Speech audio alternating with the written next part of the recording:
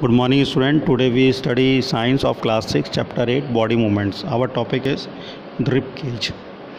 Feel your chest bone and the backbone by gently pressing the middle of the chest back and at the same time. Count as many ribs as possible. We see that the ribs are perfectly bent. They join the chest bone and the backbone together to form a box. This is called the rib cage.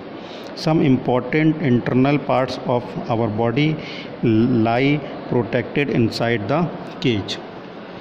Starting from the neck, move your fingers downwards on the back of your friend. What you feel is the backbone. It is made up of many small bones. The rib cage is joined to these bones. If backbone was made up of only one long bone, two bones standing where the shoulders are called shoulders bone.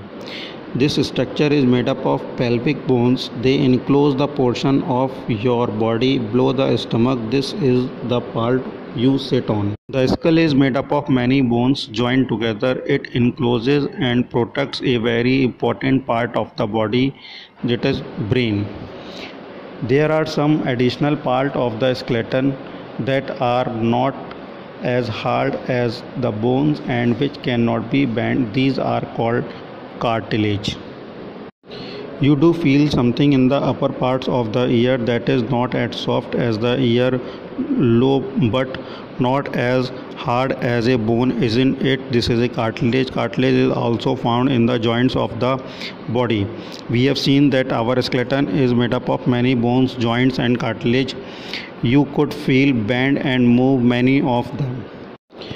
Make a fist with one hand. Bend your arm at the elbow and touch your shoulder with the thumb. Touch it with the other hand. A swollen region inside your upper arm. This is a muscle.